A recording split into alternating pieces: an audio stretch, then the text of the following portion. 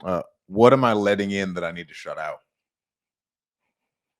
What am I letting in? I need to shut out. I think I kind of said that. It was self-doubt. That You is know, doubting myself. Like, I think I seen someone post something today from turning in the keys or whatever to a building that they had got for their company that they never thought would be possible. You know what I mean? And they talked about, as entrepreneurs, there's always that constant battle of, honestly, just, you believe or you have so much faith in what you're doing and yourself that you go broke plenty of times. And every time you go broke, you're like, how the fuck am I here? And you start to question, why am yeah. I here? Like, am I not that good? And you just got to trust yourself. And whether that be from, like, in our business, generating enough leads, maybe that's not really the issue, but it's converting leads, turning leads into deals, and deals into closed escrows and stuff like that. And so um, you can blame it on the market. You can blame it on a lot of things, and you really just got to keep going, because you just got to trust that what you're doing is enough. It's worked, and as long as you're consistently doing it, man, at some point it has to turn. But So, we should never trust that we're doing is enough, right? Because well, not that it's enough, but that you're still doing the right thing. Like, maybe okay. you need to turn up the dial in how much of it you're doing, but trust in the process. And so I think that's what was the question. It was What are you letting in that you what are you shouldn't? letting in? So that doubt, just not doubting and just really trusting that process. For me, I mean, self doubt is always big.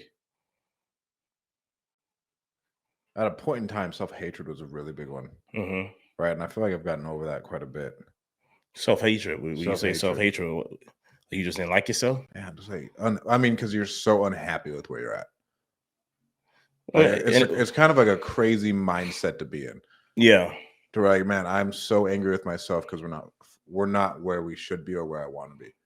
yeah. But then that doesn't bring you you don't operate in the right vibration is what I found. No. So it's funny that you say it like that too, because I think I talked about last podcast, and it's just a different story about it, but it was with Steve Harvey, and he talked about how he had woke up. I think it was like on his 65th birthday or something like that, and he's sitting there and he's just, saying, like, man, I just, I thought I'd be a whole lot further than I am, at 65.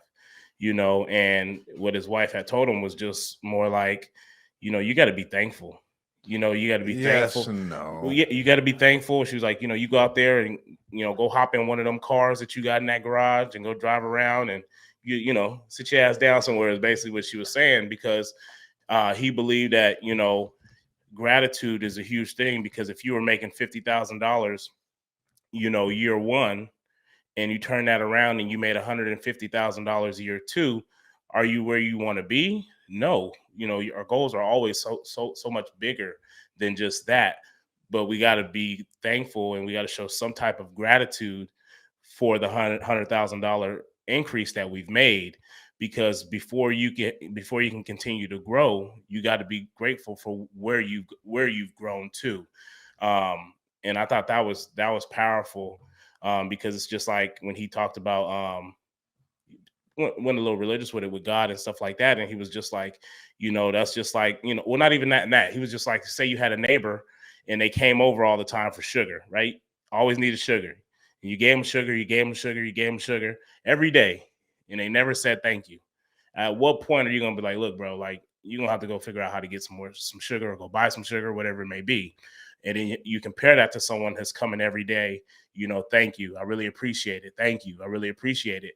At one point, as the person that's given the sugar, this person's always thankful. Like, I might go out and just buy him a 1 pound bag of sugar. Right. You know what I mean? Because I want to bless this person, because he's always grateful for Yeah. the help, in a sense. And so he's saying, you go from 50,000 to 100,000 or 150,000, and you don't show any type of gratitude to that. What's going to make someone want to continue to bless you? Yeah.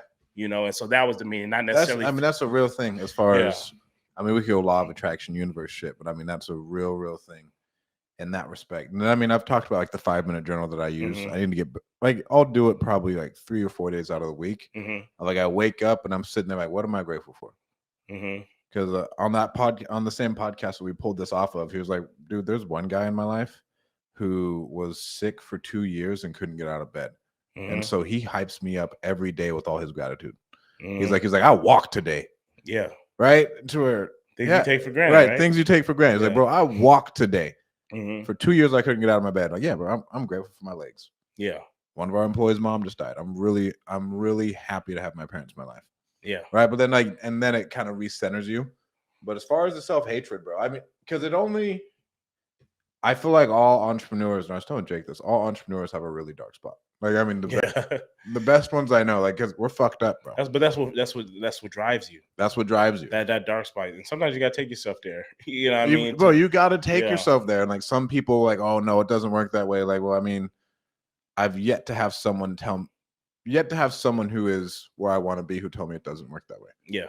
Well, here's the thing.